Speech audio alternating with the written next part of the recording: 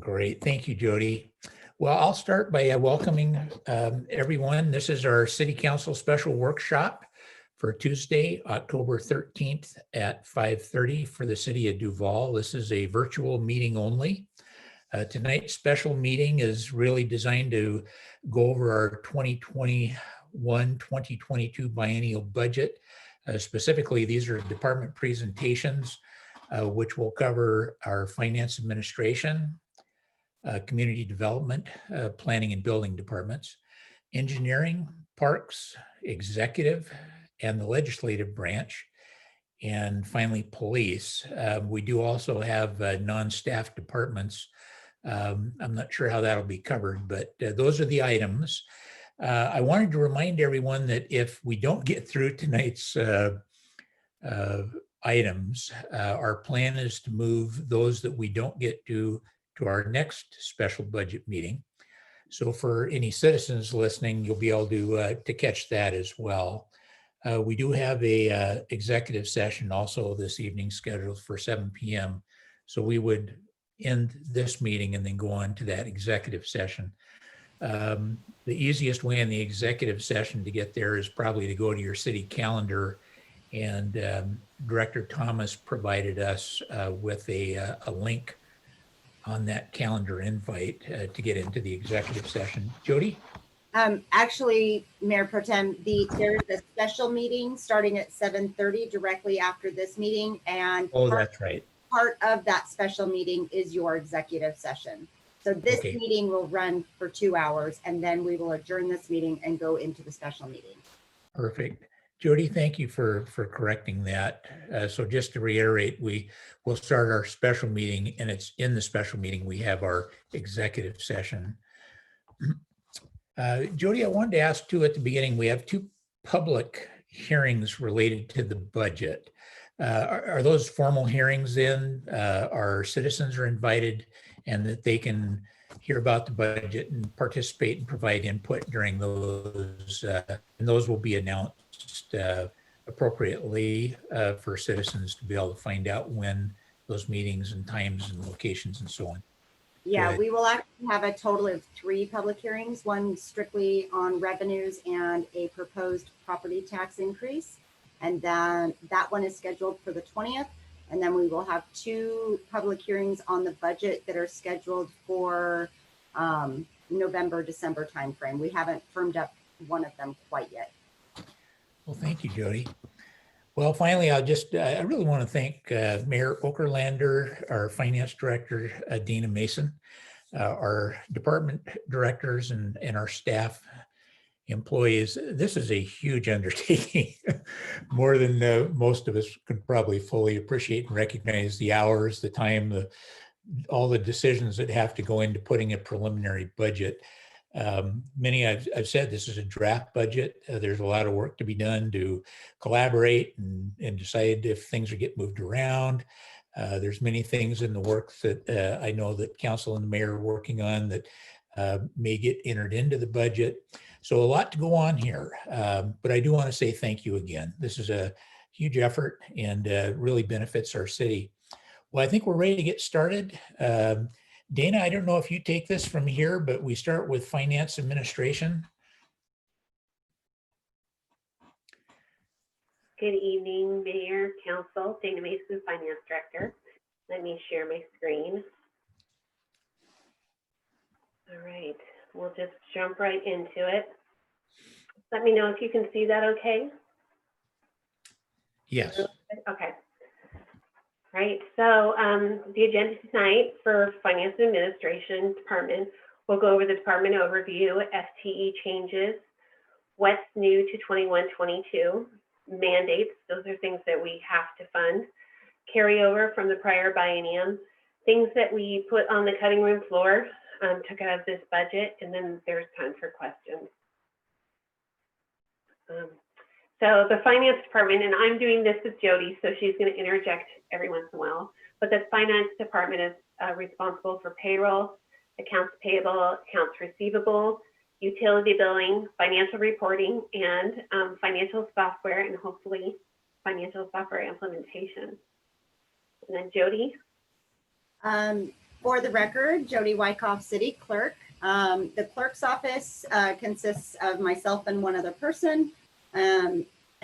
We handle city clerk duties, which is kind of a vague term, but it ranges from everything from helping you with your agenda packets to public records retention and disclosure, amongst many other things.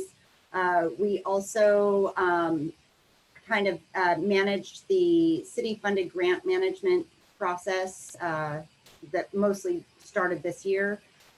Cash receipting, city hall counter and phones, first contact for citizens.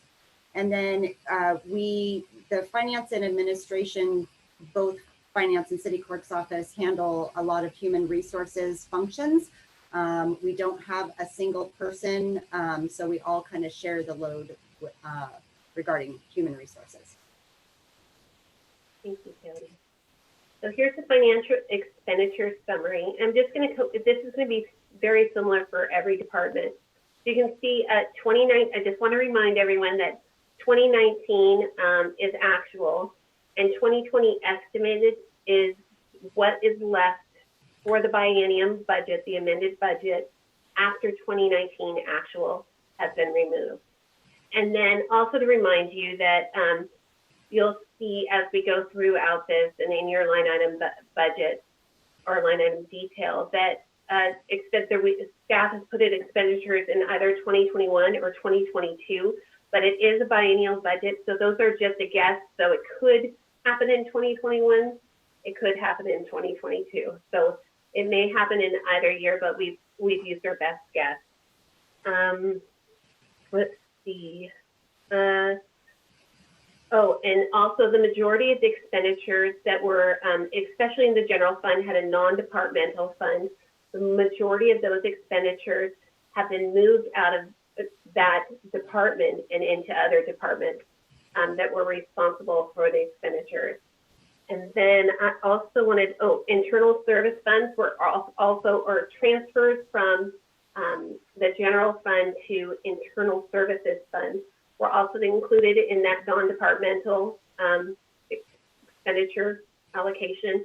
And so those have actually been allocated out to the different departments in the general fund. So you'll see increases in everyone's department for those inter-fund services as indicated here in the finance department. And then there is salary.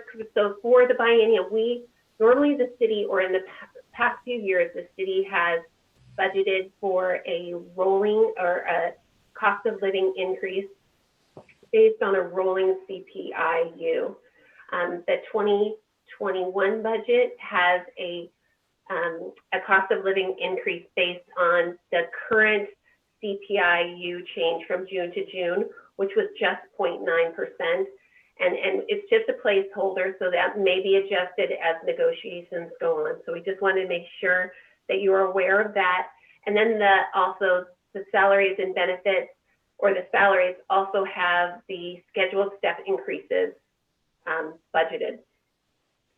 And I also wanted to let you know that we're just focusing on the general fund and the building permit fund tonight, and we'll be discussing the other funds at the next few meetings. All right, so changes to staff in the finance department. So currently we have in finance and administration, currently we have a finance director, an accounting associate. Council just released funding for the 0.5 payroll accounting associate, a utility billing clerk who has been acting as an accounting associate. And I also wanted to point out that our accounting associate, our full-time accounting associate, has been paid for and acting as accountant this year. We have an administrative assistant too, a city clerk, and then the temporary finance intern. On proposed changes to positions are moving the accounting associate to an accountant because she has been doing the work and she's going to continue doing that work. Moving the utility billing clerk to an accounting associate for the same reasons, and moving the administrative 2 position to an administrative 3 position, and eventually hiring, as you'll see in 2022, an administrative 1.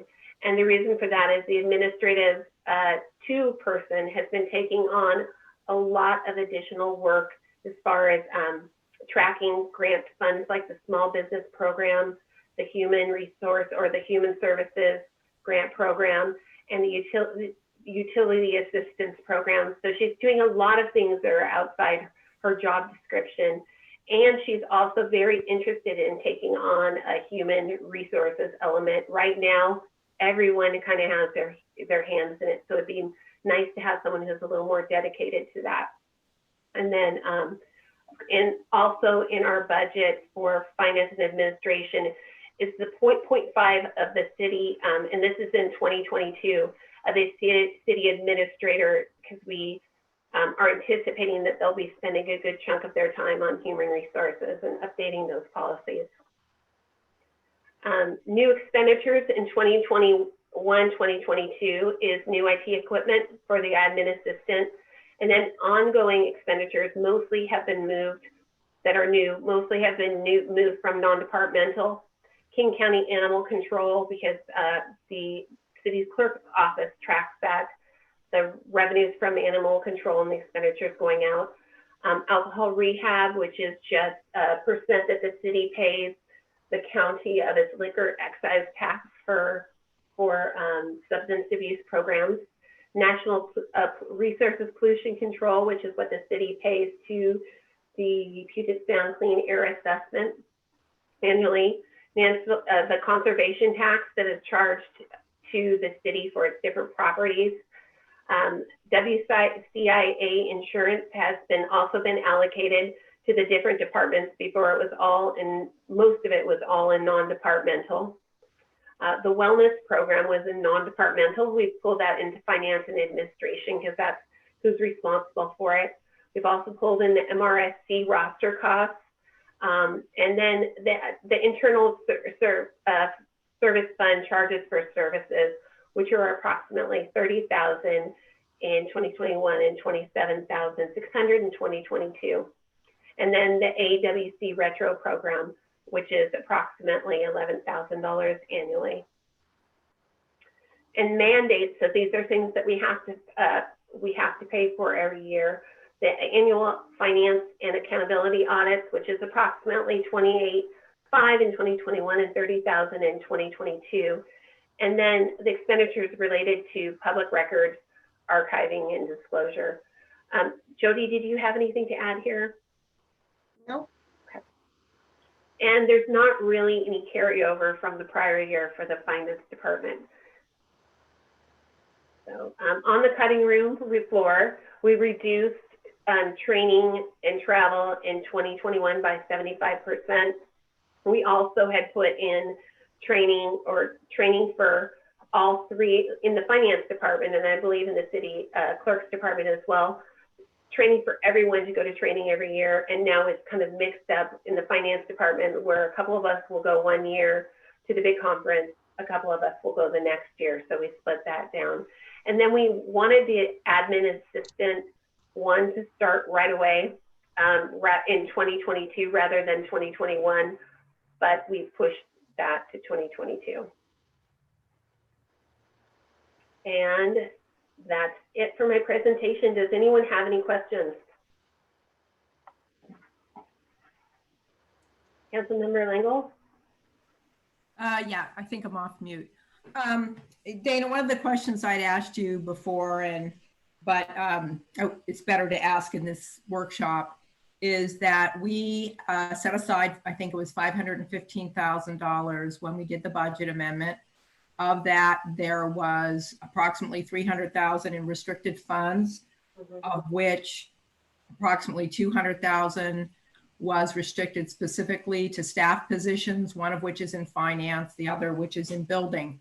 So you mentioned that funds are not carried over.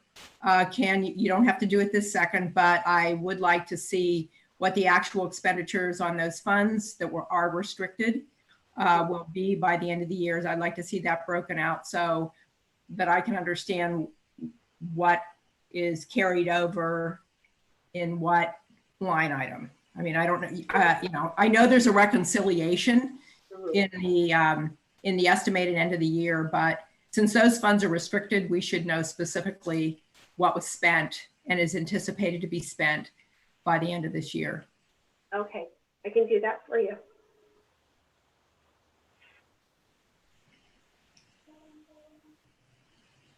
Are there any other questions? Something's going down in Duval. You know about the trees, right? Oh, most likely, yeah.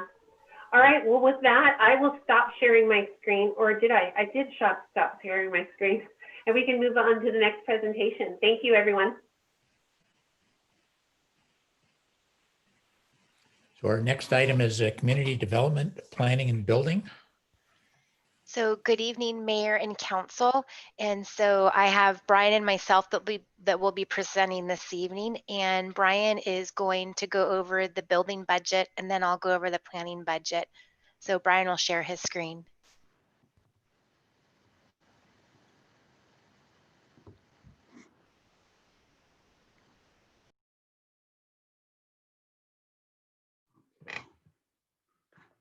Okay, can everyone see that real quick? Brian, we can see it fine. Perfect. Okay, good evening, Mayor, and good evening, Council. Brian Kaler, Building Department, interim building official. Gonna go over the building department budget. So the agenda tonight, department overview. We'll go over if there's any FTE changes, what is new to the 2021-2022 budget, and state mandates, and if there's any carryover. We'll go through the cutting room floor, and then we'll end with questions. So an overview, the building department, we ensure the safety and welfare of those who live, work, and visit Duval by regulating the construction use, occupancy of buildings and structures through regulation management and interdepartmental cooperation. The building department staff ensures that buildings, electrical, mechanical, plumbing standards, and other codes for constructions are met through plan review, the permit issuance, and on-site inspections. These steps are vital to ensure that life health safety measures are met to protect the city. Our expenditure summary.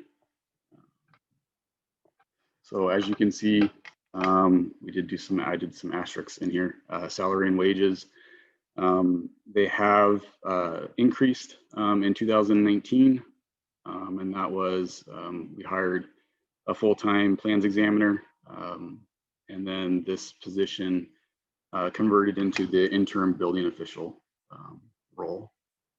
So it still does the plan review, but we switched over to the interim building official in 2019 for that increase. And then we also, at the end of the year, will add a 0.5 FTE for a permit specialist 1. And so the 2021 budget and 22 kind of reflect that, the increase for the added 1.5 FTE. We go through our benefits as those increase, and then the supplies. As you can see in 2021 for the proposed, the reason why it has increased is our code cycle change that is actually taking effect in February. So we actually have to buy the international code books, 2 copies. So the increase from 2020 to 2021 is reflecting that. And that's why it's in 21 and not in 22. Another line item, so our services, you can see are higher in 2021, and that was for the changeover or the addition to the school impact fees were included in the services. But that is passed through, but it is shown here. Same thing with the WCIA insurance, the fire fees, etc. for 2021, 2022. And then what Dana mentioned earlier, the interfund services are shown here. That is new. And same thing with the capital outlay and transfer outs. Changes to staffing. We have a lot of construction.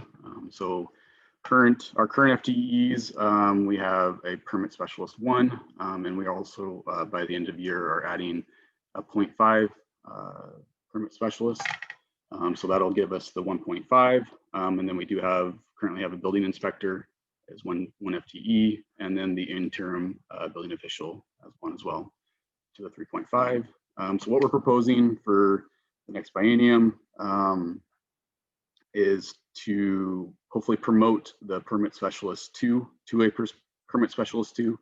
So our current permit specialist 1 in the 2022 budget, and then in the 21 budget, move the interim into the building official role. And then also looking at our current building inspector has gotten the certifications for plans examining, and hopefully looking at making that a combo inspector slash plans examiner in 2022 budget. But we are not proposing any new added positions for this coming biennium. What is new for 2021, 2022? One time we need to update, as we mentioned before, our code enforcement policy has been outdated. So we're looking at a one-time expense for that. And again, our permit software for the 21. We are hopefully going to be doing that in 21. We're looking at updating our Chapter 10, our Title 10, Chapter 10 building code to align with our adoption in February. So we'll adopt the codes, and then we'll update our Chapter 10. We're also looking at consolidating building and planning into one building. So we're looking at moving the building department over into City Hall and getting that on board. Also, a one-time expenditure would be the tablets for inspection. We're going away from paperless. We want to be paperless, and this would be more efficient for our inspectors out in the field.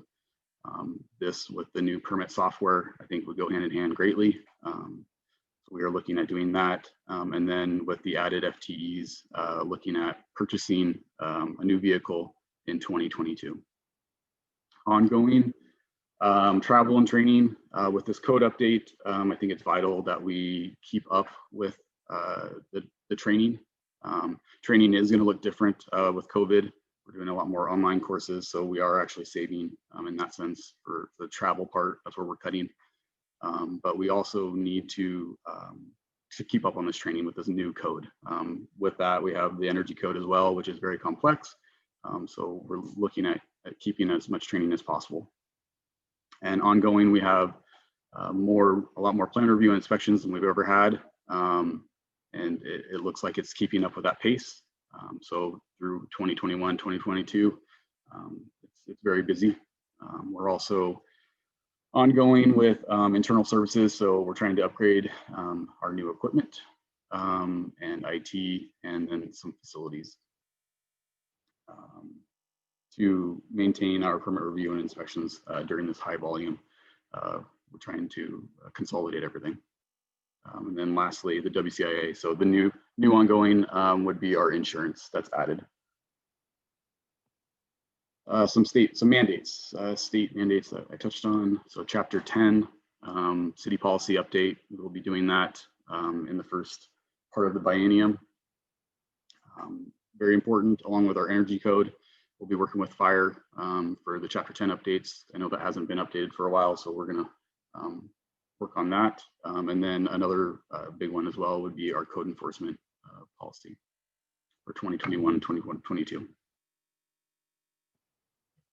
A carryover would be the permit software, which is $25,000 that we have not used. And that was in the previous biennium. So we will be carrying that over into this biennium. What we're looking at cutting back on, like I mentioned, was the travel due to COVID. And then training as well. We have limited to a couple. We have the WABO that is yearly, that goes over all of the new code updates, which would be very important this year to go to as well. So we tried not to cut that down. And then what we're looking at for staff capacity is to keep up with our code enforcement and keep it consistent. So based off of our staffing levels, we're going to try and work on keeping that consistent, along with fire inspections and plan review. We're looking at trying to possibly keep that in-house or working with our Fire District 45. So that is something that we're definitely aware of and looking into. Any questions?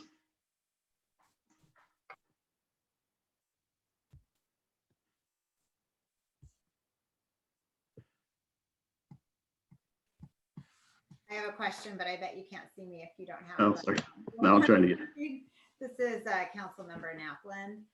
So I just want to say how much I like that all of the permitting and building is being pulled out into a separate fund. I think that's great. One thing that I notice is that it's 100% funded by permit revenue, and that we're budgeting permit revenue and development related revenue really at a extremely high number. And I don't think we've ever budgeted that much revenue before historically, nor have we even received that much historically. So the one question is, some of the services provided by building and permitting are basic services that you would need even if we weren't having a gangbusters time with construction. So one of the things I think we talked about is kind of holding back some of that revenue so that the wave of construction and kind of front loaded, and then you have a lot of work to do. So even if we aren't bringing in revenue, we're going to have a lot of follow-up work to close out those permits. And so the concept was that you wouldn't want to spend 100% of this high revenue, because you got to have some for when that revenue stops coming and you need to finish up. Plus there's baseline stuff that needs to be done that really needs to be done no matter if we're having lots and lots of construction revenue coming in. So what is your plan for that? Kind of how we will manage that, because really it's unprecedented revenue that we are projecting, and we're projecting to spend every penny of it. I could answer to that, Brian, unless you'd like to. Yes, Oh, Dana? go ahead, Dana. Go ahead, Dana.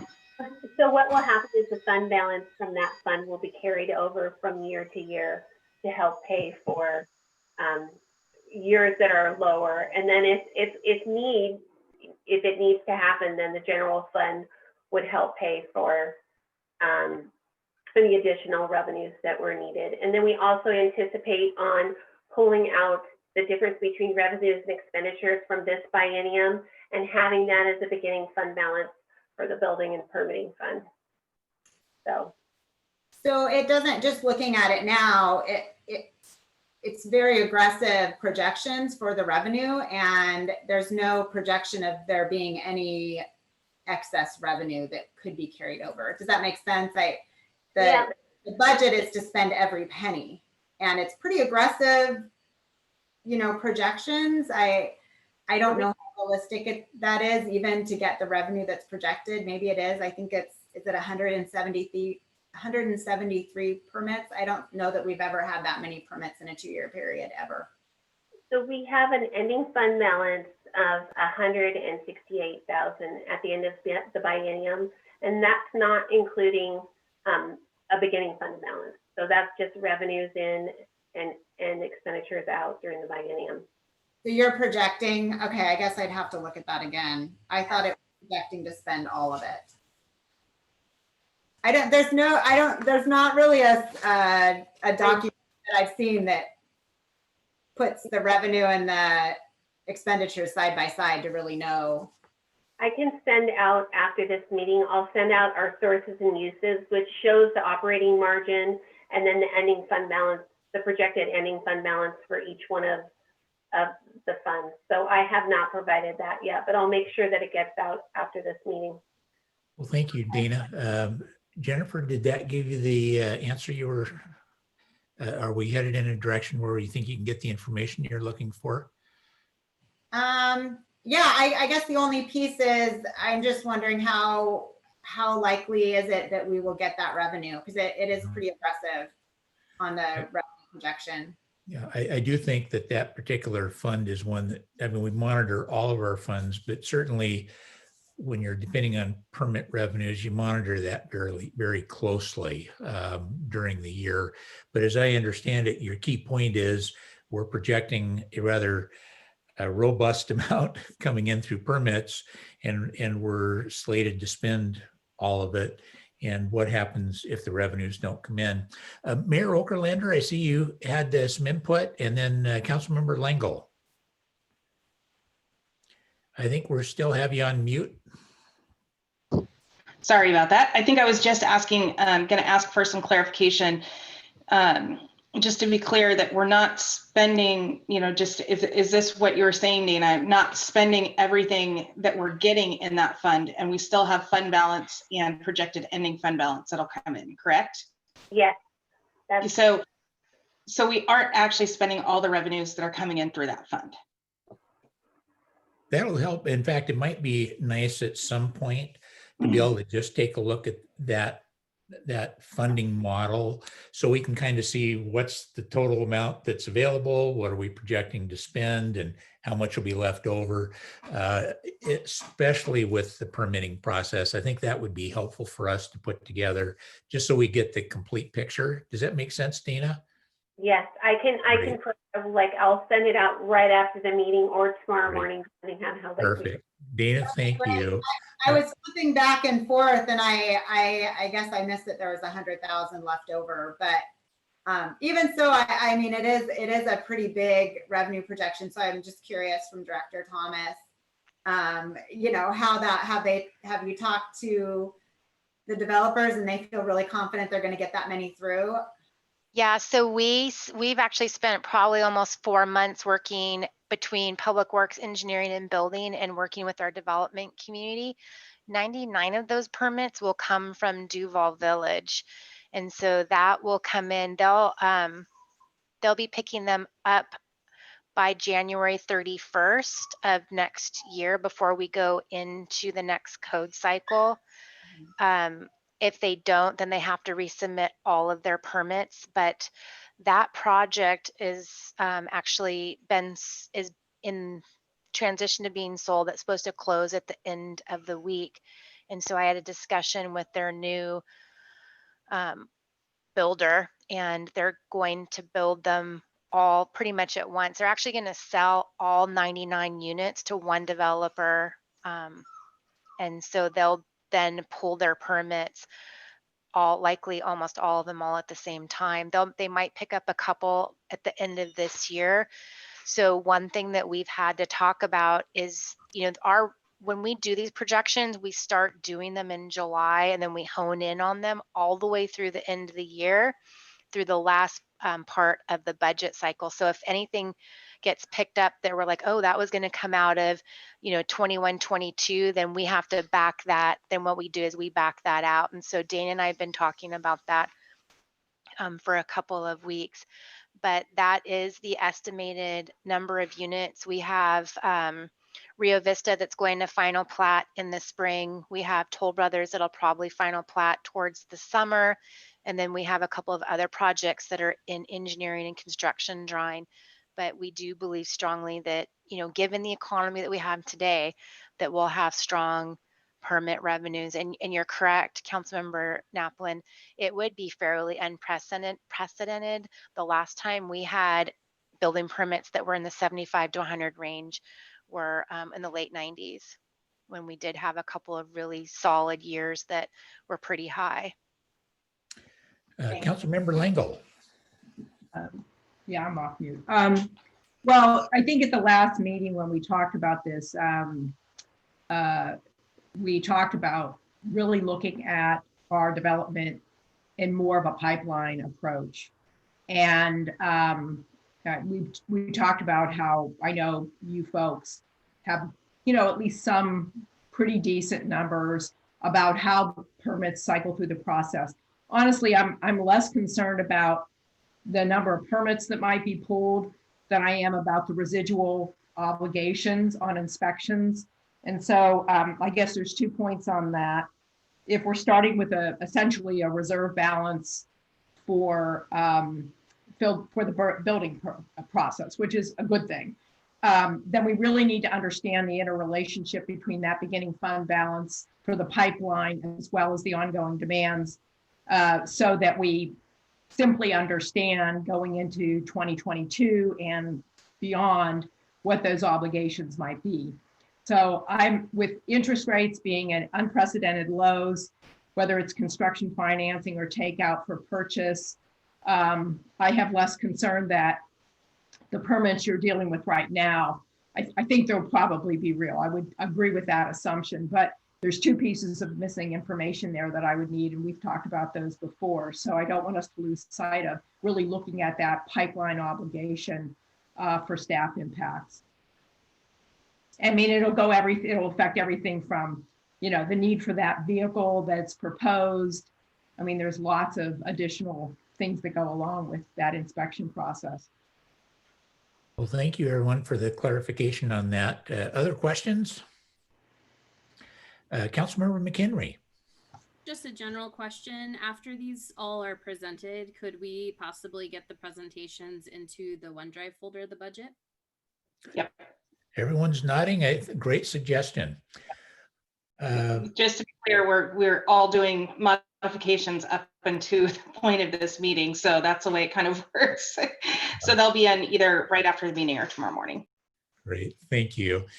Brian, nice job. I especially appreciated the stars. It's like the Riverview School District, the impact fees. When you see that kind of an increase in a budget item, I lose more hair. and so those budget notes are huge, helping us understand what that transition and the change that was taking place there. So thank you. Director Thomas, do you have additional after Brian as well? Yes, I Okay, do. well- So I'm going to share my screen now. Thank you. So now we'll talk about the other side of the Community Development Department, which is obviously planning. So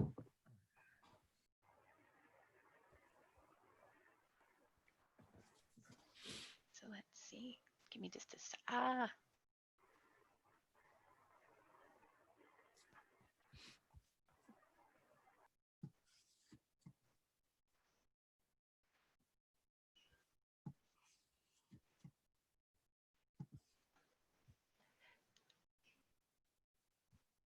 There we go. I learned how to do this earlier today. I have not used notes usually, but on these, I have a couple of notes.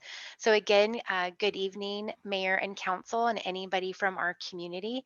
So we'll be going over the Planning Department budget.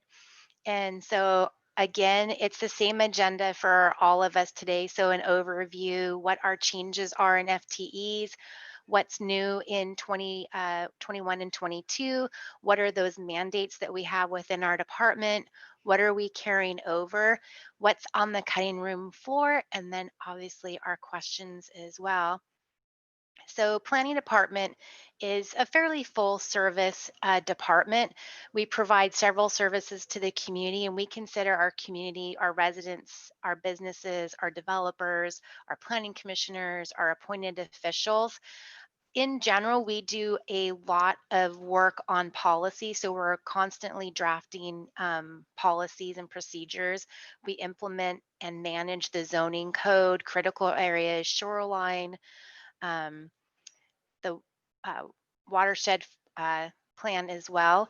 We also are on quite a few advisory. So whether it's in a role of actually managing that group or if it's that we participate. So for example, like Planning Commission, we're the full staff support for that particular group, but we also sit in positions like on Farm Fish Flood or a planning director's working group.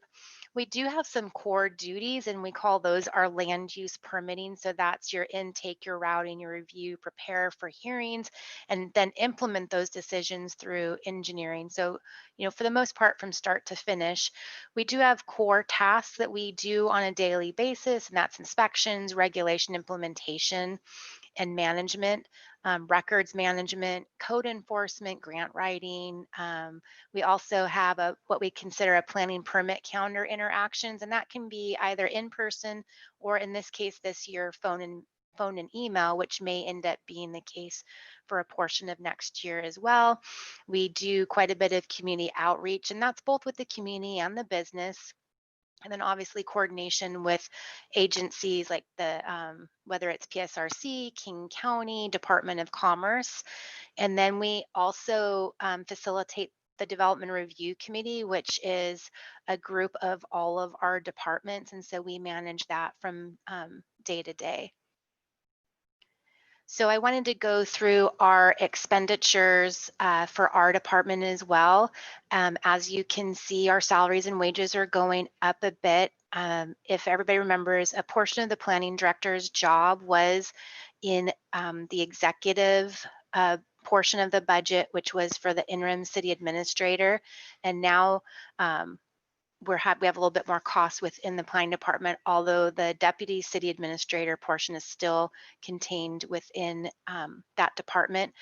And then we have had essentially a vacancy for just over a year. It began as the administrative assistant, and now we're doing the conversion where 0.5 of that is for the planning assistant going into the 21 and 22 budget. We're hoping to have that position filled by the end of November. That also then increases personal benefits. Again, just like the other departments, and Brian, Dana talked, our supplies are going up because that's where we have the internal services, so like equipment, IT, building, WCIA. And so we saw that going up. We do have a reduction in services as well. And then our inter-fund services are new. So what are the changes to our staffing? So currently we have a community development director. So I am now back at a 1 FTE within the department versus before I was split under the executive and community development. We have a senior planner that's a full FTE, and now we have the assistant planner that's at a half FTE. We're not proposing any position changes within our department. We do have a small new position. We have 3, so I don't know if anybody's talked about this yet, but we're proposing essentially an intern, a 0.3 intern throughout the entire city. And so the planning department has requested a 0.1 FTE in 2022 to help us with some comp plan tasks. So what's new in 21 and 22?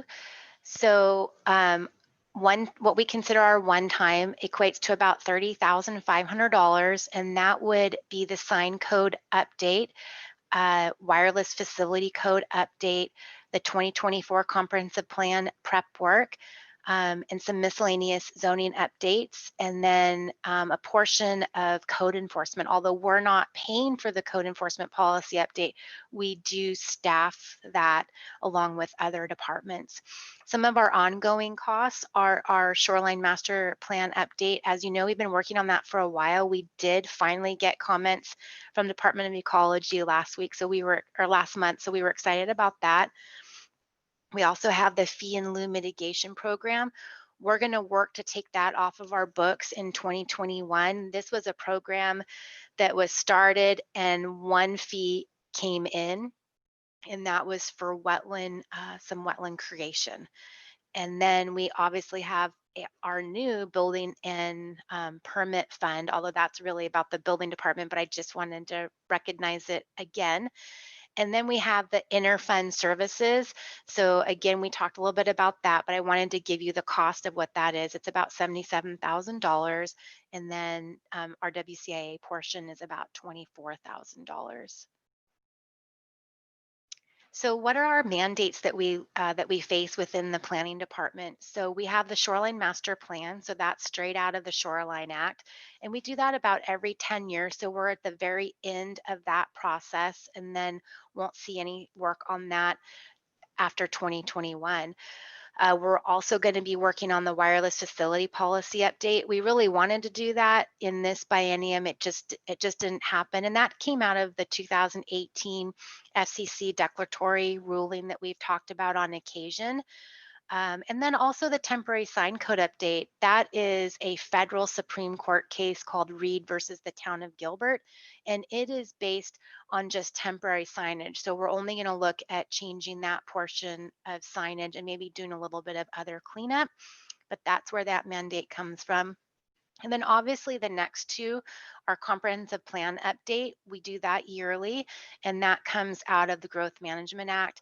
And then we're getting ready. We're starting to set the plate for the 2024 comprehensive plan update. And we do that about every 8 years, but I can say the legislature is a little bit schizophrenic. Sometimes it's 7 years, sometimes it's 8, and sometimes it's 10. So we, in the industry, we pretty much just use the 8. So what are we carrying over? Again, we're carrying over the SMP. So we did just get comments at the end of the month, and we're requesting an additional $2,500 in new resources. And that will be used with our consultant if there are any technical aspects that we have to update going through the process. And then the temporary sign code, that is for assistance and review from our legal team. And then the fee in lieu program, that's a carryover. But what we'll do to close that out is we'll use the Snohomish Mitigation Bank, and there's about $30,000 in there, and then we'll convert that over. So what's on the cutting room floor? I mean, the reality is there wasn't truly a lot on the cutting room floor, but because of just economics and what I call post, recession still, it's a struggle for our department to do parks, trails, and open space planning, annexation plan update, and then, like a chapter 14 overhaul, and then looking at some of those key pieces that I've heard from the community or planning commission or council, or even a developer, whether it's our parking standards, our design guidelines, or our landscape plan updates. Those all cost quite a bit of money, so we have to prioritize them. So we started working with the mayor this year to start taking a couple of those, a bite at the apple in small incremental pieces. Staffing capacity has always been a challenge. We're general fund, so it's tough to fund us in what we call the peaks versus the valleys. And we're kind of like, we don't staff for the peak, we don't staff for the valley. We kind of try to do a little bit in between. So we're not asking for any additional staffing.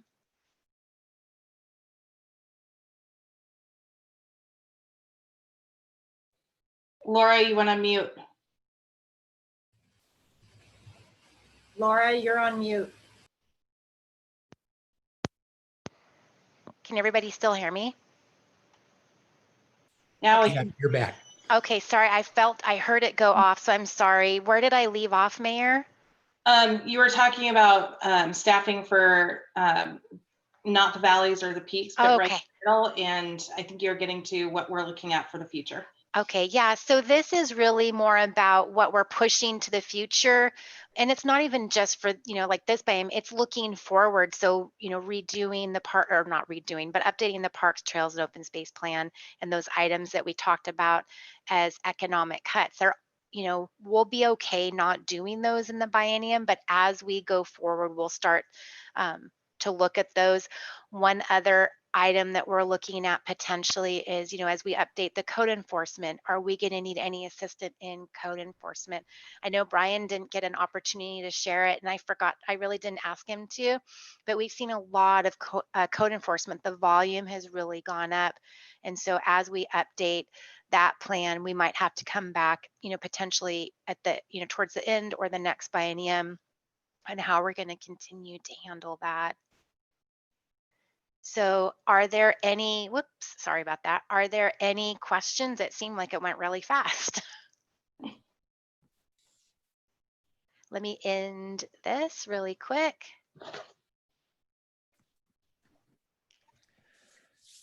Council members or staff, any questions for Director Thomas? Councilmember Lingle. Yeah, when I looked at the budget, I noticed, I think it was only $4,000 budgeted for the 2022 on the comp plan.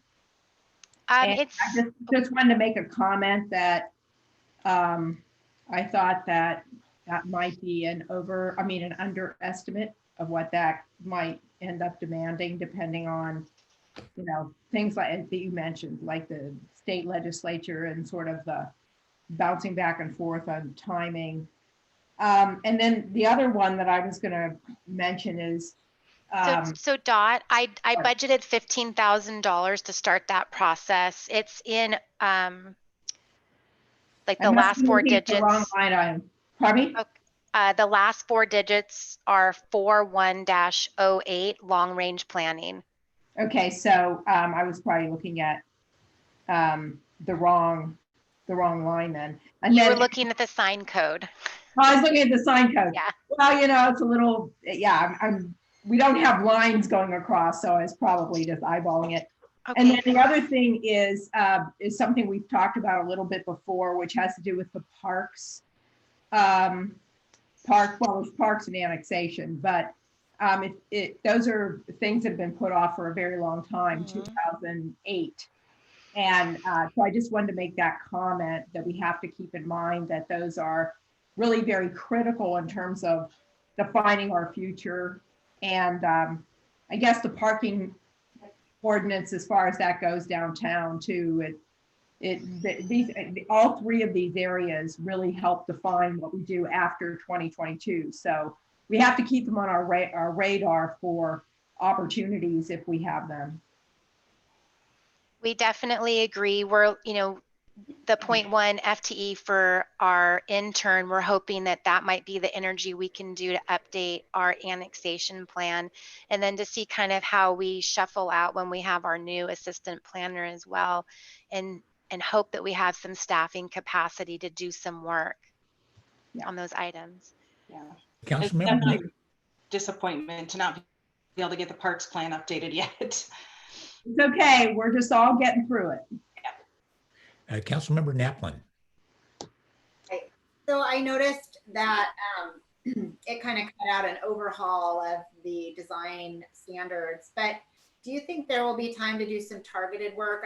With all this development, I think we're learning a lot as our current code is being put to the test, and we're seeing some things build out that, maybe we don't want to see more of that. Well, Yes, so quite how we want it, yeah. and we do some targeted. Yes. Yep. So the answer is yes. And we put some funding in there. I put that under what was called the miscellaneous. So we are going to be looking at some targeted Okay, code changes. that's where it would fall. Okay. Yeah. Good. Because Okay. I'd love to have at some point a time where council and planning could kind of brainstorm on some feedback we've had from the community, and maybe hear from planning and building of things that they think, gosh, we should maybe tweak this. We don't need a full overhaul, but Yes. that'd be Well, we awesome. do need a full overhaul, but what can we do strategically, right? Yes. So yes, we're on that. Okay, perfect. Other council members? Well, I don't see any hands up, Laura. I'll ask one. Tree ordinance. I didn't see that on there, and I see that we're pulling back a little bit or delaying some reviews. Do we have a plan to review the tree ordinance? I know that it was brand new. We were going to go a year and then review it to see if it needed any tweaking. Thoughts on that? So I did budget for miscellaneous code changes. So it would be the strategic look at some design guidelines or zoning changes, whether it's impervious or FAR or some other design items, or the tree one. The one with the tree that one's a little bit harder because we don't have the expertise and we need some technical assistance. But we definitely have pinpointed a couple of areas as a development review team that we'd like to have to relook at and talk to Planning Commission and Council. You never know how it's going to work out until you've implemented it. And we have about 3 projects in now where we had to go through the process through, a preliminary plat, and it has been challenging. So thank you, Thank you for Councilmember. that. Well, I think we're ready to move on to the next item. Anything else, Laura? No, thank you. Time for somebody Okay. else. Thank you. Thank you. So Jody, as I'm looking at our time here, it's 6:27 and we're going till 7 o'clock. So No, we're going till 7:30. 7:30. So we have an hour. Well, let's move on to our next one. I show that as engineering.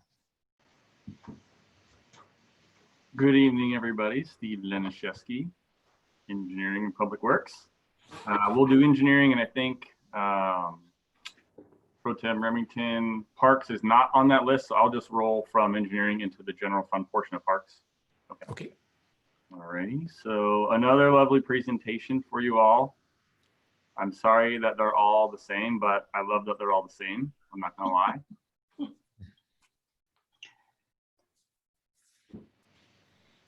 Did that go to slideshow mode yet? Yes.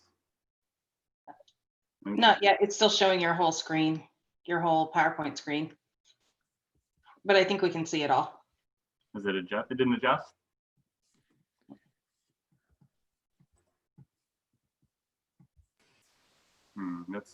That's disappointing.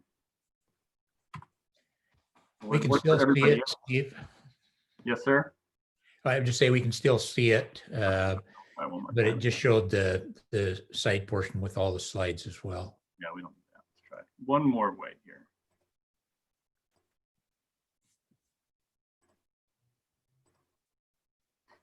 Okay, did I win? You did. Okay. I might be looking to the wrong side here, but I apologize in advance. Okay, engineering. Well, it's a loose term around here. It covers everything, but really doesn't cost us much of anything. So general overview as you've been provided already. So in general, the fund itself is 0.96 people. We're all chopped up into little bits and then allocated to the funds that we participate in accordingly. The engineering group supports, oh, look at, I got one face in there. Oh, they're all rolled in. There we go. Engineering group supports all of our operational programs as well as capital, parks, storm streets, water. I have a typo and for storm, sorry, Matt. Facilities and equipment, asset management, development review, as well as development management and construction. The fun task of emergency management when needed, and unfortunately we've been needed. It's nice on years that we're not. GIS, Larissa handles the bulk of the GIS work out of this group, and then we portion its cost out to the utilities when appropriate. Project management, and then weather-related support with snow, floods, and wind. And the five folks, you don't need my picture there, you see me all the time, but Sarah, Alana, Mike, Sean, and Larissa. The average tenure in our department is 17 years of public service and municipal agencies. That's a well-stacked staff with a lot of experience.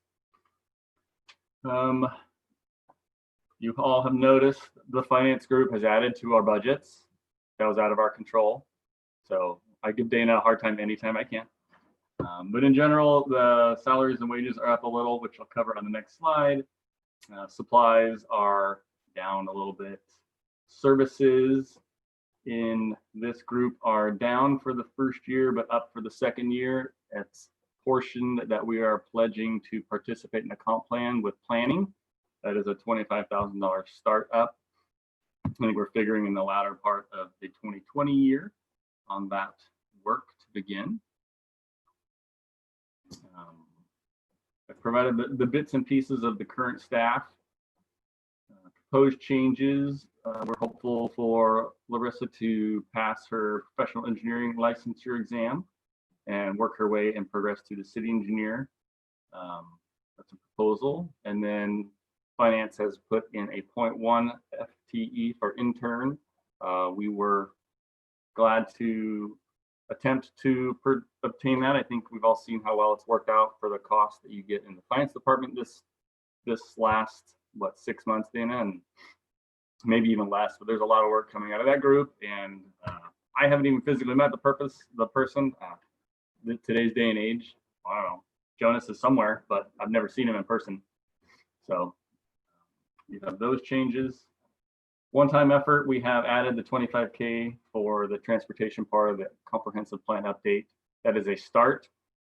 I do think that's something we will want to do as late as possible, especially understanding the new and probably perpetual change dynamic in transportation as far as commuting is going to go in the future. I'm sure most people will go back to work. However, I think the likelihood that they all will go to an office every day of the week is going to be less and less the more you hear. There's already companies out there changing their methodology on how and when and where people will work. There still will be brick and mortar, but I think, we wouldn't want to invest the same money today or 12 months ago that we thought we might in 5 years from now. So that'll be interesting when we go through the comp plan, start to look at that model. Some ongoing costs, again, provided by finance. They've allocated the insurance charges to us, as well as other interfund services that weren't previously recognized. Not that I have any problem with it. It's just fun to get Dana at that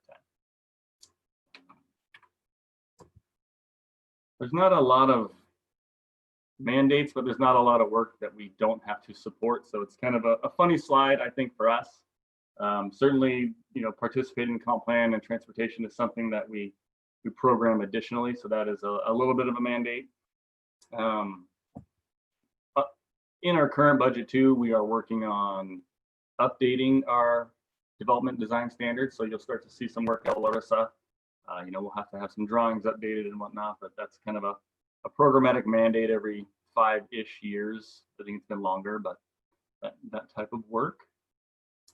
And I believe there aren't any particular carryovers. We do have some funding in the training and travel items that we obviously will not get to. There is some training that will happen for Larissa in the next couple months here, but other than that, I think we're fairly light on any of those expenditures in the current budget cycle. So that will carry forward into the general fund and not stick with this department per se. And I have nothing else planned to stick with this group. Oh, I missed my slide. So we are at capacity. I know we all want to do as much as we can all the time, but Alana is supporting civil service. She's supporting the dynamics of the cultural commission and that group. The Main Street Artists is something that is not hard civil and environment or an engineering work, but it's the other stuff.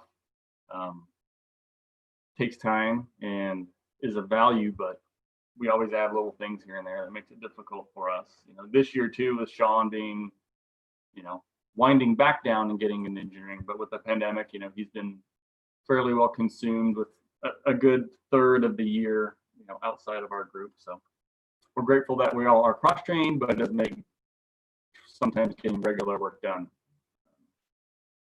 And as far as the rest of the engineering work, nothing really was pushed to the future per se.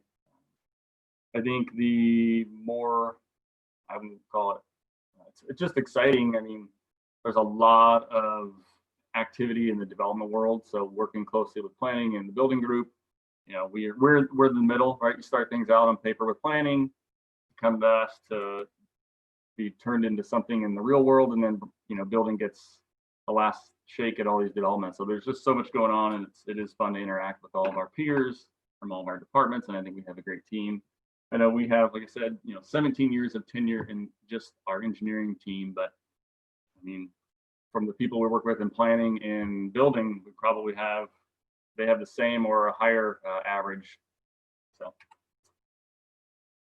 that concludes my engineering presentation. I assume there are some questions. Councilmember Langle?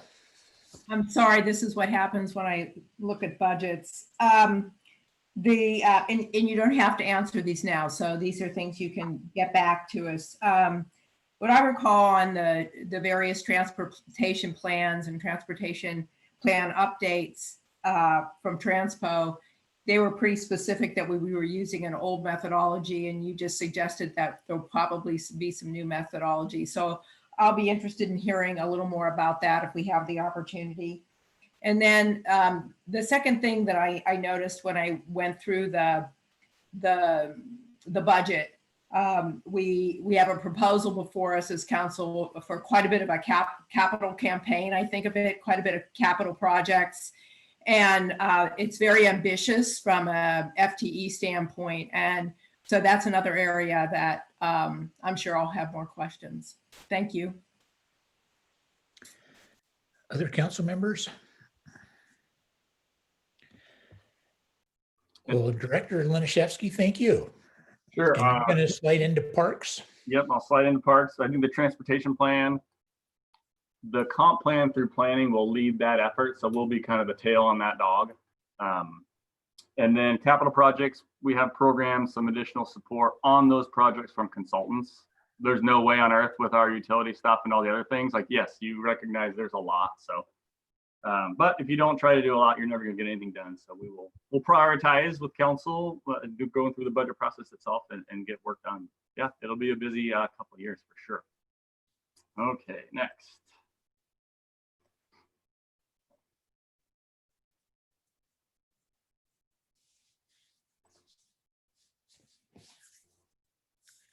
Sorry, it's loading. Okay. Button. Next button.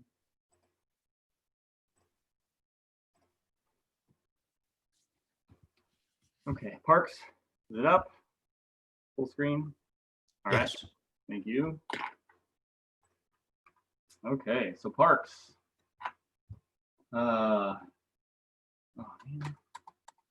So you've taken 4 plus myself of the existing personnel and added the 8 staff workers who participate in the maintenance and caretaking element of our parks and property system.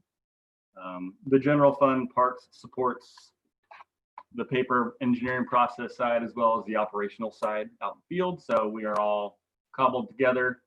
On the bottom of the row here from left to right, that's the supervisor, the 2 leads, our maintenance 2, and then the 3 maintenance 1s.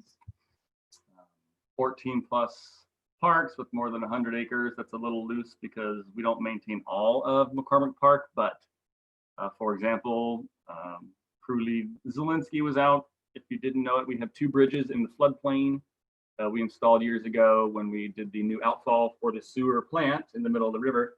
So, you know, we inspect the bridges annually. There's other elements to maintain to get to those access roads, but then the parks in general are mowed and maintained to the level we provide currently.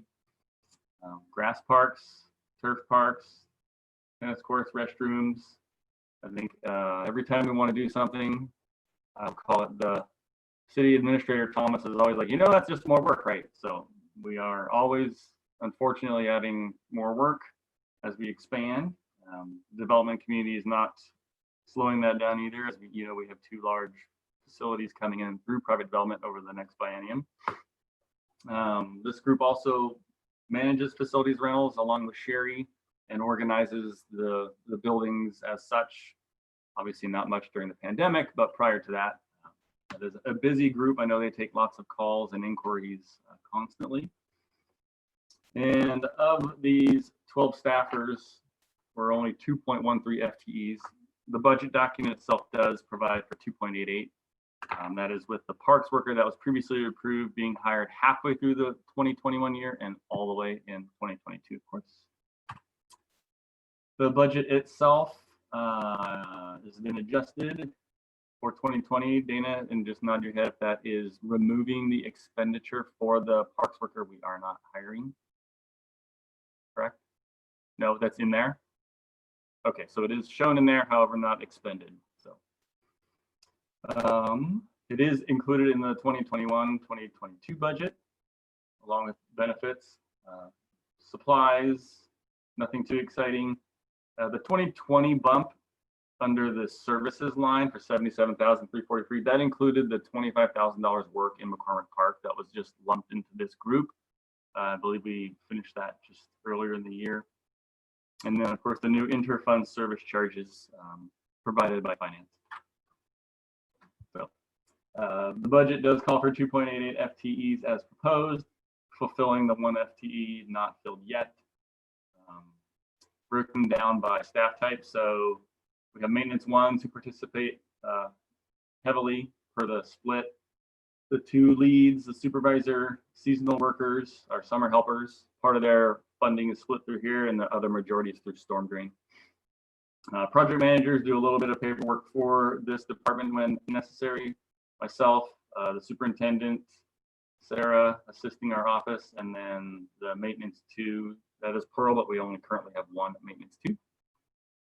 The proposed changes, again, if we get the addition of the FTE currently not filled, I would like to work with staff and the union on, we're proposing a water maintenance worker, and we will be, we're hoping on that through the plan.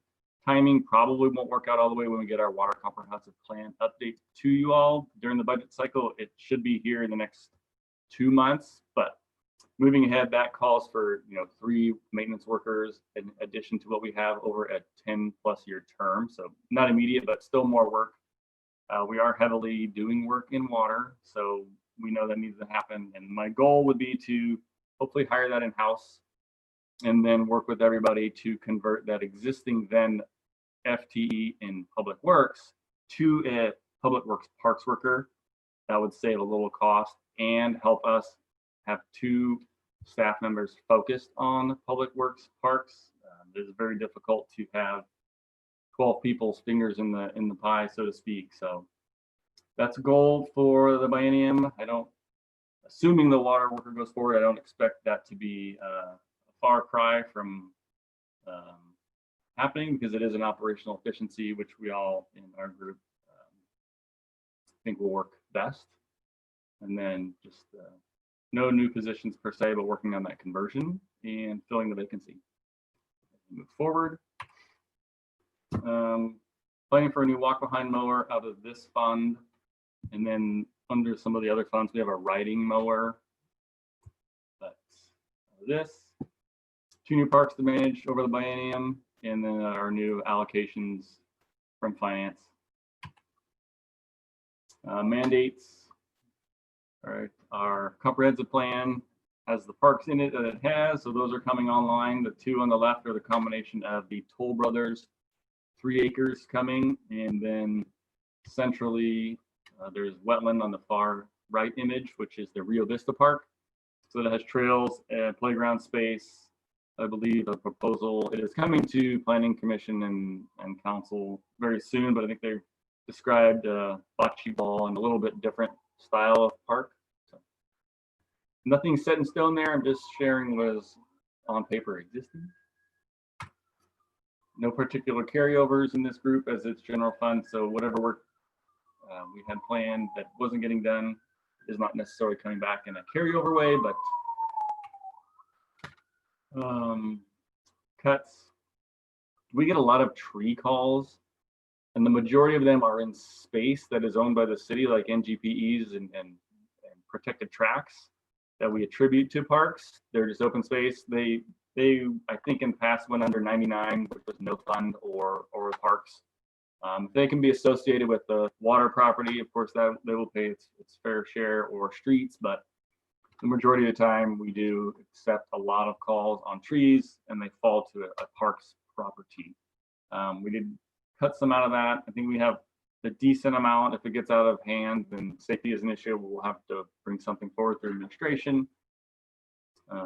Staffing capacity, I think saying we're maxed out, everybody knows that, but the attempt to convert to 2 full-time workers would be nothing short of astonishing. I know I've spoken to several folks on this video about what that means to, routine maintenance, consistent maintenance, and then not getting pulled off of things and just having a schedule to go through would be, nobody really likes the work, but like having that repetitive opportunity to do the work, like Joe and I've talked, would be a miracle, because they get pulled every which way but loose. So that does make it tough.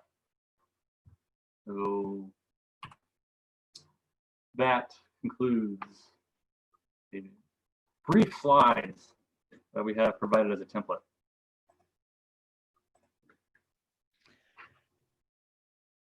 Questions from council?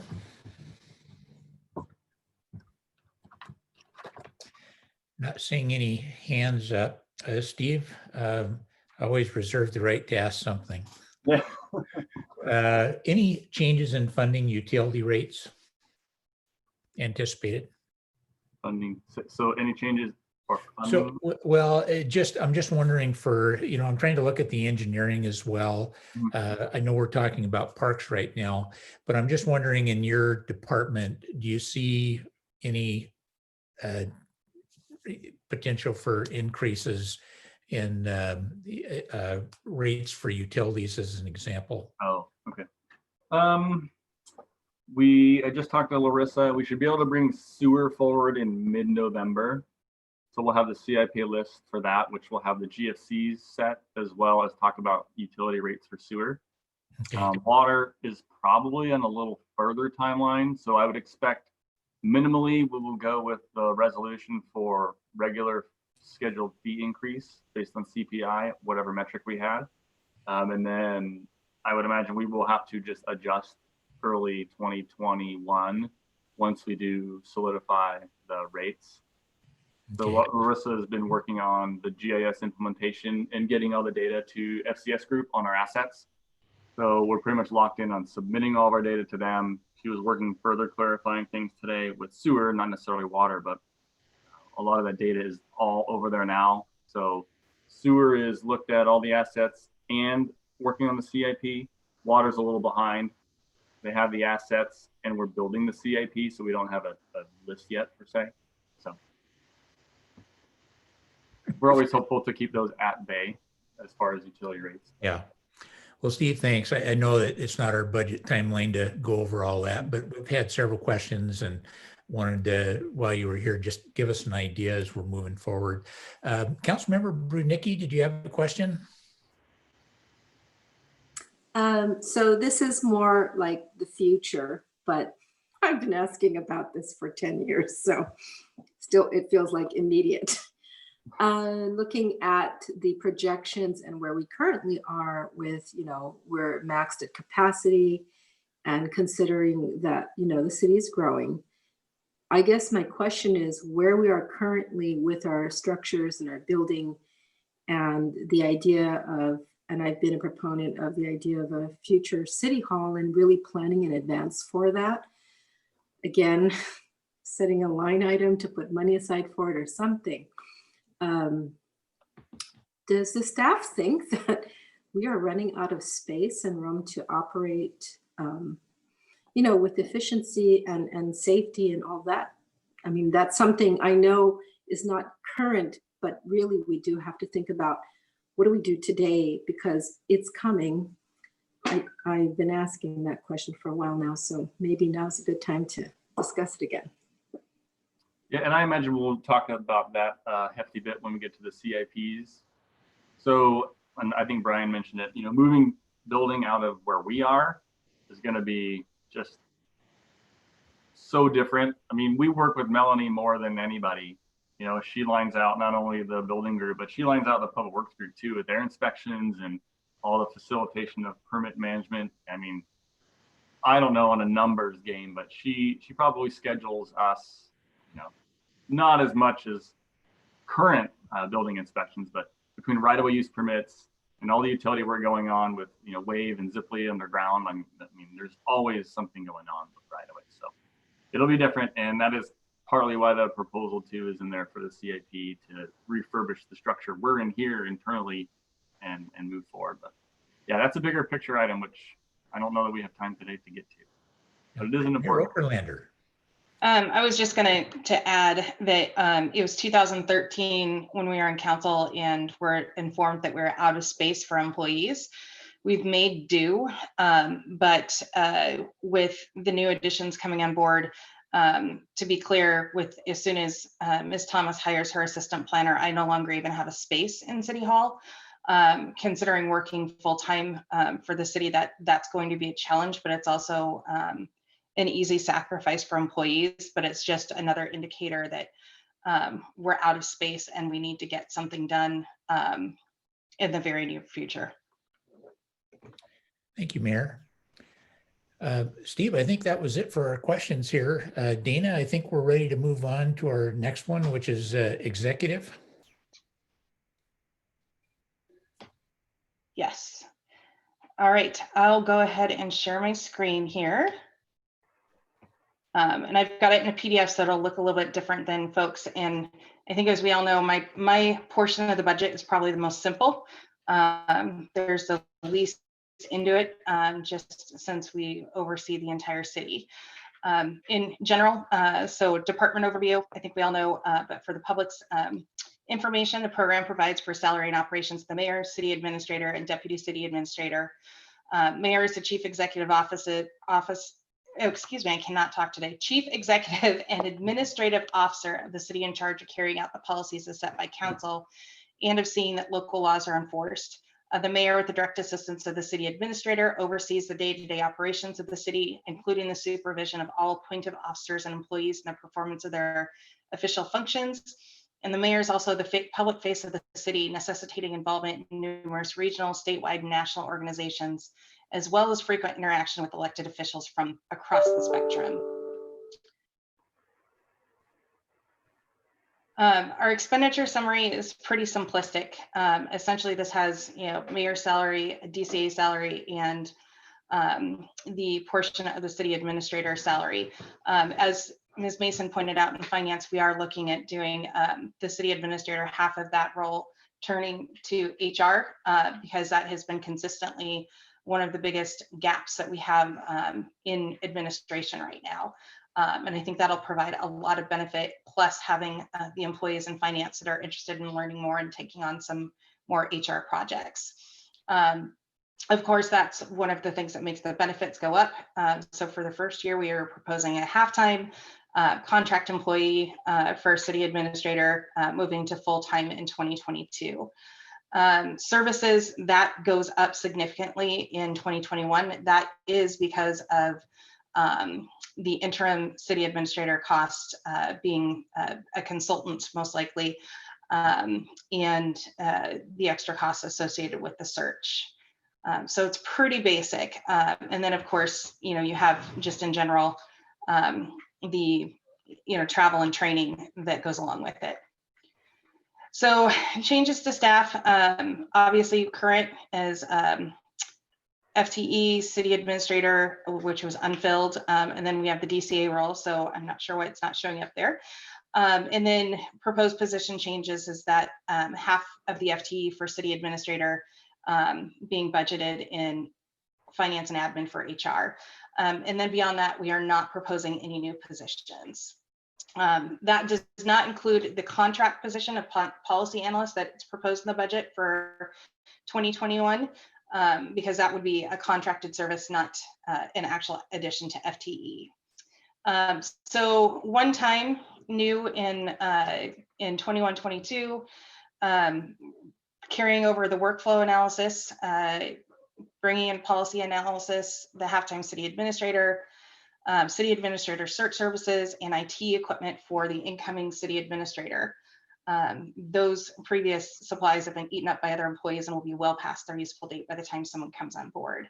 Again, ongoing move from non-departmental. Executive department, just like everyone else, is seeing an add of insurance, and then our dues for our regional committees, like our MPO for Puget Sound Regional Council, Association of Washington Cities, Sound Cities, and then internal service fund charges for services and IT facilities and equipment. I know while at the first glance, it's really hard to kind of separate, see how much we're actually paying for internal service fund and IT and what have you when it's separated like this, but I like it because it really starts to show the true cost of operations for each department, which I think is really helpful.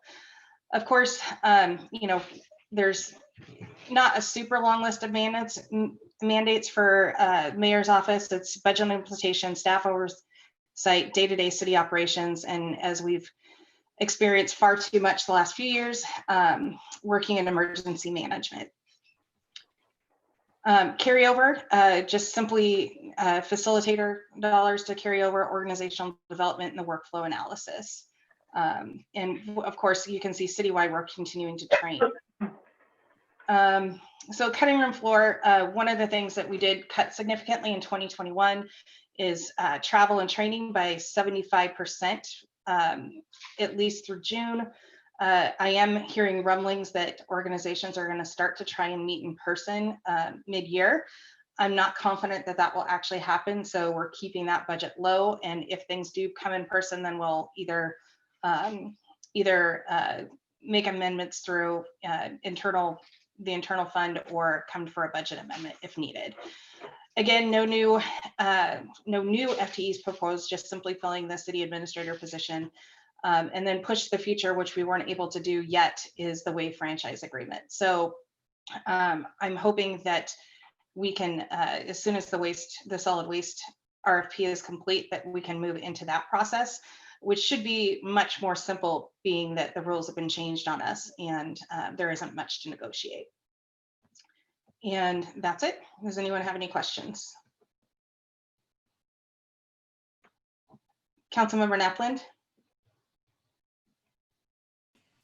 Yeah, so this might be a question for Dana, but I think maybe I figured out why there was such a big overhead charge to the separate funds coming into the general fund. Is that to pay for the first year of the city administrator? Because it's that, okay. I have a big question mark. Why is it so high the first year? And that's because when it's an FTE, it's based on allocations that it gets paid for, and now it has to be paid for via the transfer. Okay. You're absolutely right. That's fine. Okay, so that's also why maybe the second year salaries possibly went up somewhat because of the city administrators being paid for that way rather than, okay. Correct. Mm-hmm. You've got it. It's all in the way Dana presents it too. It makes it so easy to understand. No, I love the new format. I mean, it's just, it used to be everything was on little budget worksheets, and now even, you know, kind of what the little pieces are that make up each line item are all in there. It's so nice. Mm. Anyone else? Councilmember Hoag. And Councilmember Hoag froze, so I don't know. Can you hear me?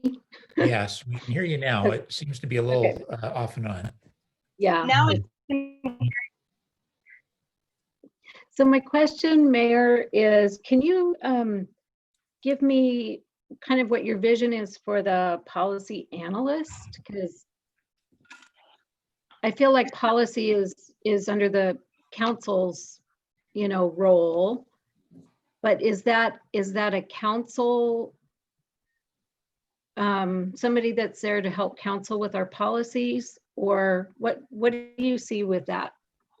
So my intention is to work on significant code cleanup. We have franchises listed in our code that don't even exist anymore. We have conflicts between policy and code. We have a lot of code, in particular in the HR side, that's not up to current state or federal standards. And working to get a lot of that stuff cleaned up, because, you know, I can't tell you how many times that we've been looking at something and trying to figure out what we are actually supposed to be doing because those things didn't match up. That creates a lot more work in the long run.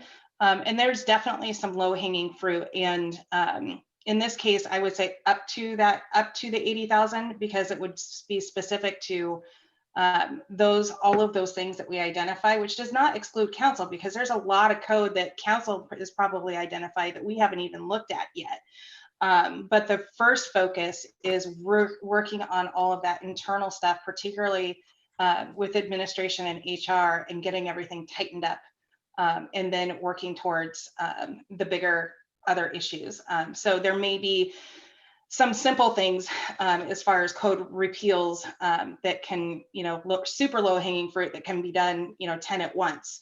But then there's going to be stuff that will also need significant more work. Do you mind if I ask one more question? So Of course. can you, is it just a contract type position? It's not like you're hiring permanent job? for No, this, and or just temporary? exactly.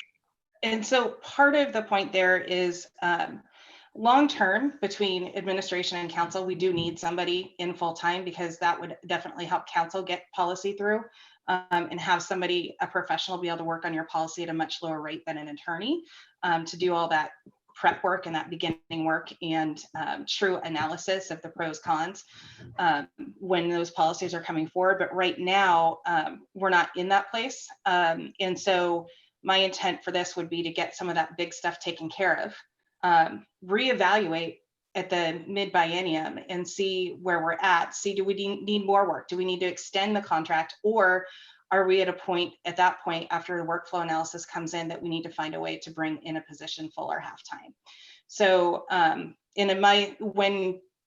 before our last admin left, part of what I was in the process of doing is looking at reclassifying that position to a management analyst, which is similar to a policy analyst, but much more broad, that would have served both council and administration on a lot of our regional committees and helping develop policy and what have you.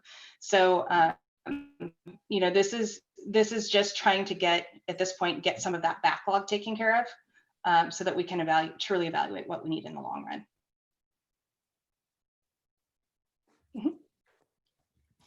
Any other questions for Mayor Okerlander?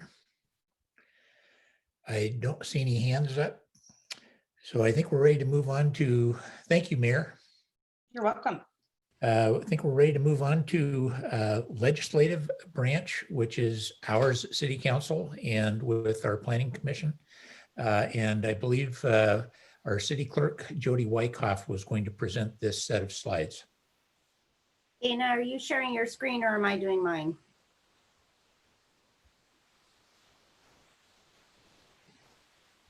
I can hear you, but nobody else can because you're on mute. You can hear me yelling down the hall? Yes, I can. Let me get out of this presentation. And I'll just go grab that one real quickly for you, Jody. Thank you, Dana. I was trying to do the same thing, but I don't know if mine will work. One thing, while we're waiting for that to come up, I'll share with City Council. We have had some discussion about whether we would continue to meet at Riverview School District Administration Building, or whether we'd move our City Council meetings to a city facility to help reduce cost. And I suggested during early budget talks that council was interested in looking at that, but had not made a decision. So the budget that Jody's showing tonight does not include the full amount that we had been paying, with anticipation that council may decide to move to one of our own facilities to help save money. I just want to make clear, we have not made that decision yet. And this is a draft budget, so it's, you know, flexible, but it is something I'd like council. We don't need to decide tonight, but I would like council members to strongly consider that topic, and then we'll bring it up and be able to make a decision at one of our, or have that discussion at a COW. So Jody, I'll go ahead and turn it over to you. Thank you very much. For the record, Jody Wyckoff, City Clerk. This is actually the council's legislative budget, but I will help present. You can just skip ahead to the next one. Thank you, Dana.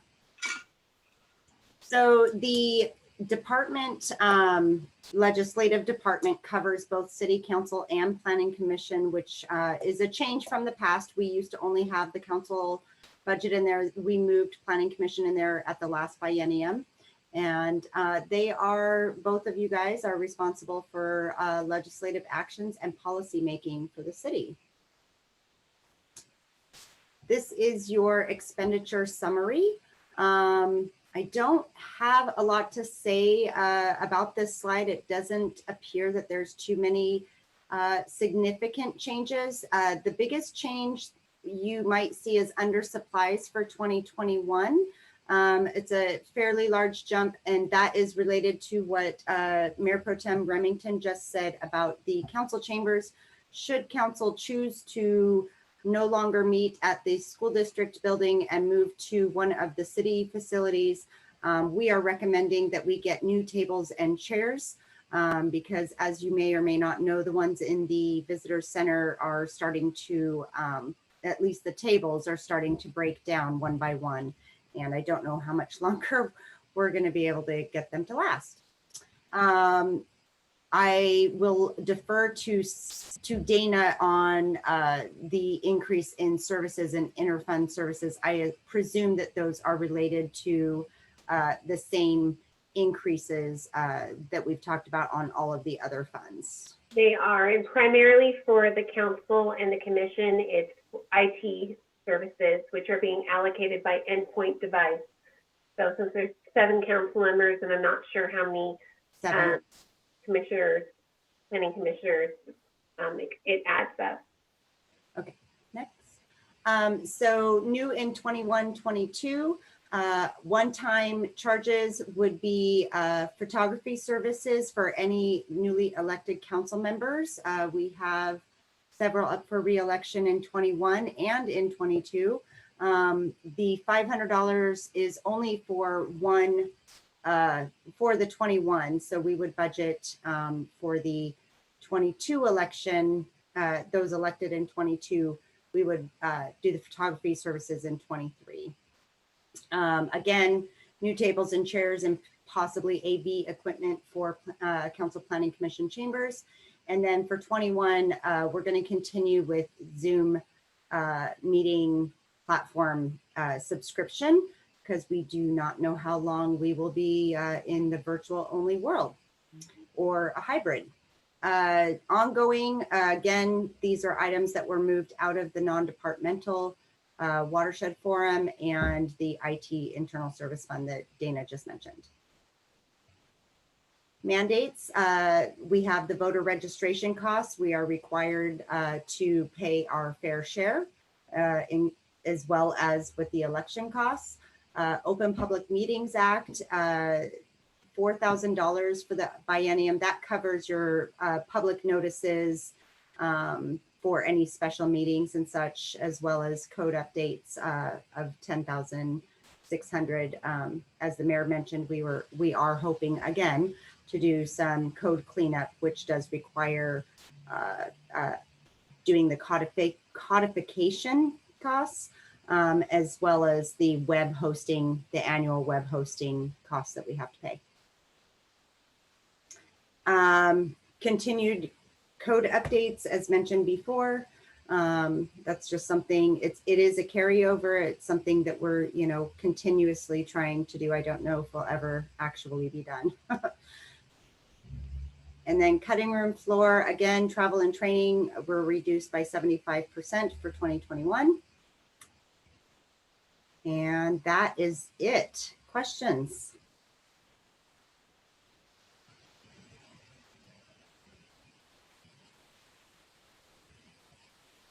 Mr. Remington, you are muted. Thank you, Jody, for providing that for both City Council and our Planning Commission. I don't see any hands up yet. Any questions? Councilmember Hope. On travel and training, it was reduced for 2021. Is it also reduced for 2022? Or are you hoping that we'll be able to start having meetings outside of the city? Or outside of Zoom, I should say. Jody, it was not reduced for 2022. So there's still travel training in that year? Yes, yeah, it's simply, yeah. We do have some other funds available, both for a consultant that was in that chart that we saw, so that we could bring a consultant in to assist with us. And there is some money for rental facilities. I mean, if we're doing it in our own, we won't need that fund, but I believe there's several $1,000s in there, Councilmember Hogue. So if we decided to have a meeting outside the city, a special retreat, we would be able to do that. It wouldn't be enough to go someplace with a hotel or anything, but just to rent another room outside, to have a change of venue and have an opportunity for us to meet. So I think we have some flexibility incorporated in there. Other questions? Mayor Okerlander? And I just wanted to clarify too, if council starts, when travel does resume, if council starts doing more travel and trainings, it's not hard to do a budget amendment and take money from fund balance or unexpected revenues to increase that. I think everybody knows how important I feel that travel and training is for everybody in the city, including council. So if it gets to a point where you need more money, I'm going to have absolutely no qualms about you guys coming forth with a budget amendment for that. Thank you, Mayor.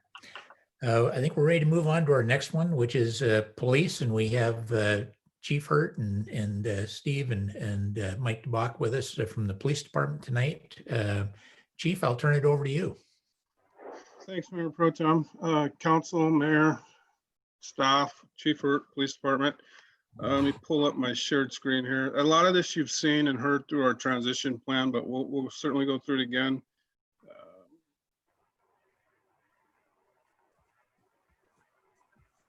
See if I can get this to play.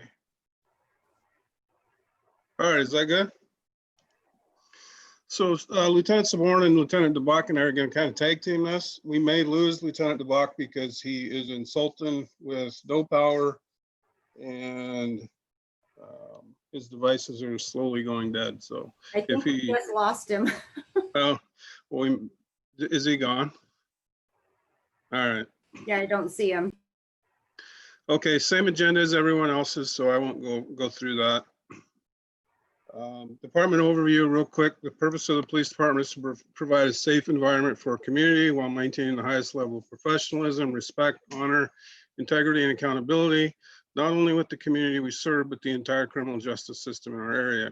Our program is to ensure that the values of free society are maintained and that the laws are enforced in a fair and impartial manner, recognizing both the statutory and judicial limitations of its authority and the constitutional rights of all persons. Additionally, this program values partnerships and transparency, providing for both educational and enforcement activities through effective outreach programs and modern policing methods. Expenditure summary, and I don't know if you guys have the most current expenditure summary for the police department. Dana, did they get that today? It is. Did everyone get the new one in their email? Anyone that did not, this has been reduced from the one that you received either Thursday or Friday of last week. We've made additional cuts to overtime expenditures, so it has reduced both our salaries and wages line item, including our personnel benefits. Like most, our internal service funds have increased dramatically. If I could pause real quick here and share a different screen, I'll walk you through real quick what all these increases represent.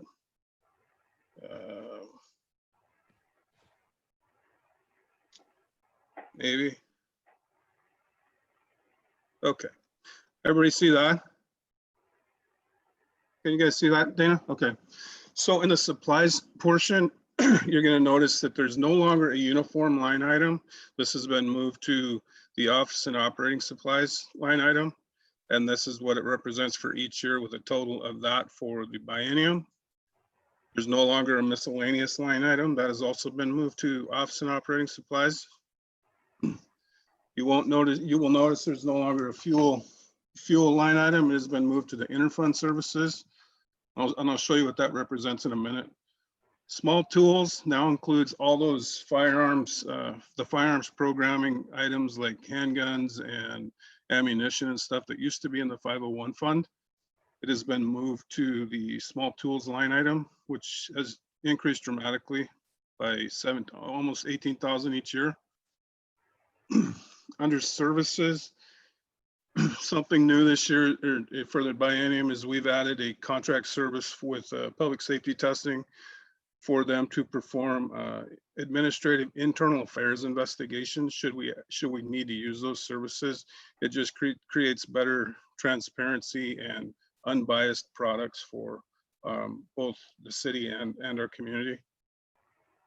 And again, another big one for us is the WCIA annual increases in insurance.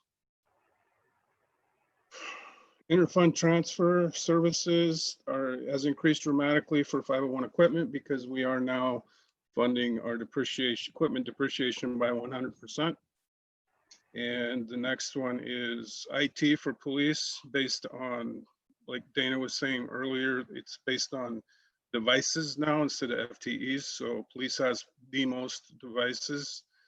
So it has gone up substantially. The 503 building.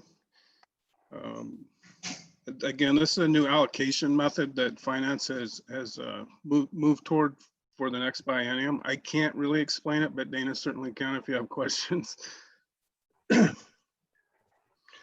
And new equipment purchase this year, or I'm sorry, for 2021, we are budgeting for a new body worn camera program.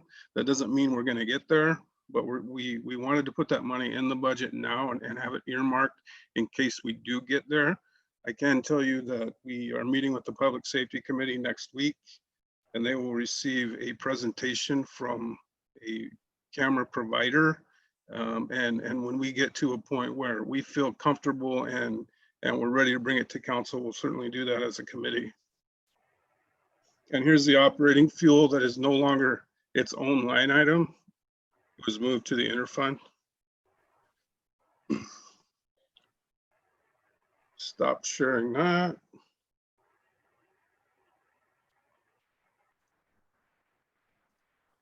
So that represents all these changes for the most part.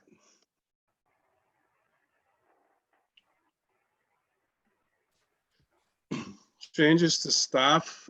We showed you this in our transition plan. It has not changed. I won't go through it. I'll just leave it there for you to look at for a few seconds. It is exactly what we showed you in our transition plan.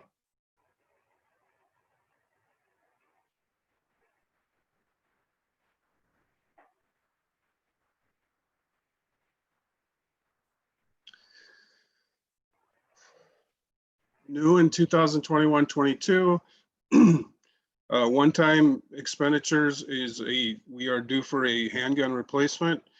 We replace our handguns every 5 to 6 years. 2021 is the 6th year. It's not necessarily in the police general fund budget, but we do anticipate replacing our HVAC, conducting other facility repairs to include some flooring changes, roofing and painting.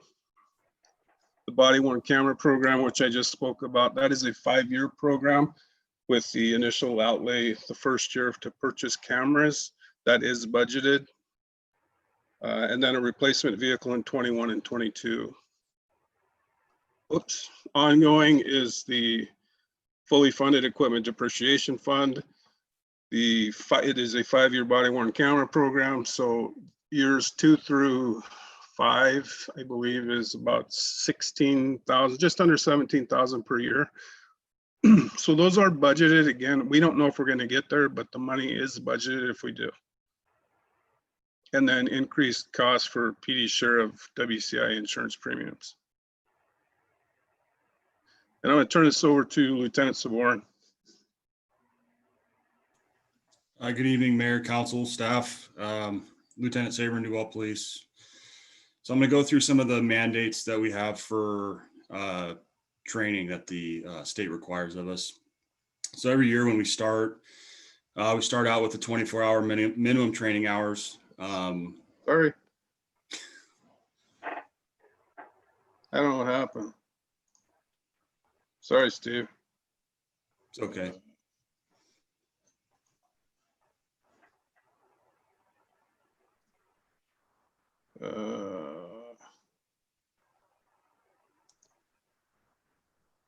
There we go. I won't touch anything. So we start out with the 24-hour minimum training hours per officer. That's a mandate that's been in place for a long time. That's not changing as we head into the next 2-year cycle. That will continue. That brings us to the changes that are brought with training with regards to Initiative 940. The gist of 940 with regards to training is by 2028, all incumbent law enforcement officers need to complete 40 hours of de-escalation training, plus an additional 40 hours of refresher training every 3 years after that. We're also required to complete 2 hours of CIT training. That's the crisis intervention training. That's done annually as well. None of those things are changing as we head into the future. The CIT training is put on by the Criminal Justice Training Commission, and it's online. And in addition to the 2 hours, we're also required to attend 8 hours of additional CIT training as just a one-time throughout your career. With regards to 940 as well, our administrative staff has been wanting to put together a community presentation, such as a town hall or something like that, to provide the opportunity to ask questions, communicate effectively about the different trainings that we're now required to complete, and just give the community an opportunity to ask those questions that they want to ask. We would really like to do that in person, and as that's not really an option right now, if council would like a presentation such as that virtually, we'd be more than happy to provide that at a later time, so I can go into more detail in terms of what this training is and all the different parts to it and how it's going to work. That brings us to the de-escalation and force mitigation you see there. As 940 continues to develop and they start to put out what the actual classes are going to be, there's a lot of logistics that are still being worked out. And with COVID, it's obviously delayed some of that because it is in-person training. We went ahead and got proactive and found some training in de-escalation, force mitigation, and implicit bias that our staff has completed. It's been very effective. Our staff has found that it's been beneficial. I just watched a duty to intervene training as well that I found to be beneficial for our agency, and we're gonna go ahead and implement that and have our staff take that one as well. Another really nice thing about those trainings is that with working with WCIA, they've been able to reimburse those at 50%. So it's a really good deal in that we're able to get some really good training and keep the cost down as well. Lastly, with officer involved shooting protocols, that is the other facet to the I-940 initiative. And basically what that requires is that every officer involved shooting, major use of force that involves substantial bodily harm or death, it now requires an independent investigative team to investigate those incidents. As King County did not have such a team when this came out, we're currently in the process of putting a team together countywide. I've been attending meetings and staying in touch with what's going on and making sure that we're following the new protocols that will be set forth. With that, that's another part of the presentation we'd like to put together for the community as well as council, if you would so like. And that about covers training and mandates.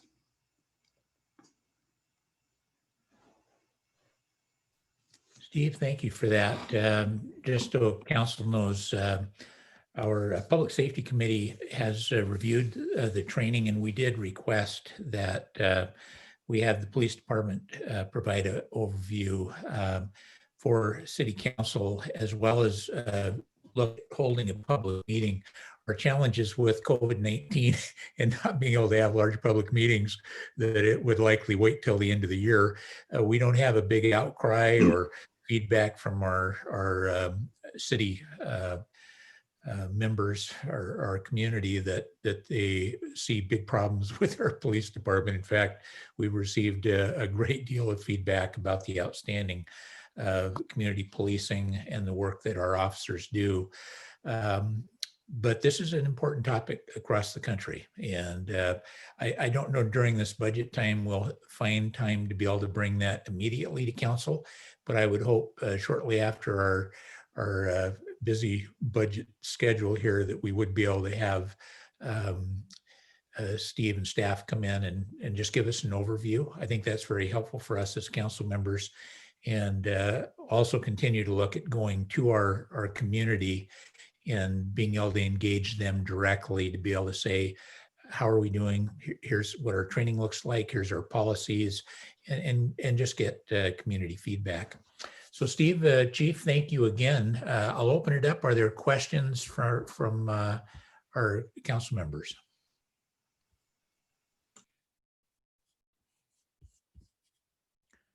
I think I have one more slide there. Oh, I'm sorry. That's okay.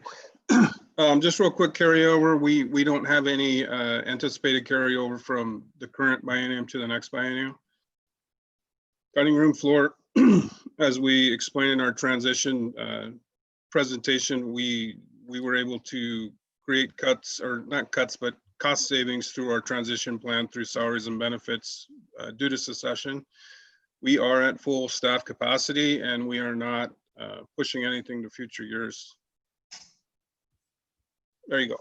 Questions?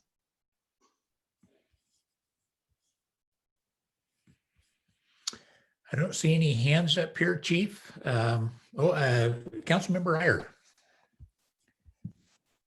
Yeah, I definitely look forward to hearing about the training. I think it's a great opportunity for the public to gain a better understanding of, the roles and responsibility of police officers. And I think there's a lot of mythology out there, good and bad, for, police officers. And I think it's an interesting, there's a lot of interesting conundrums that they face every day. And I think it's a great opportunity for the public to understand that. And I think we're at a great size that we, every day, look to get a better understanding of our police force. So that'll be looking forward to that. Thank you.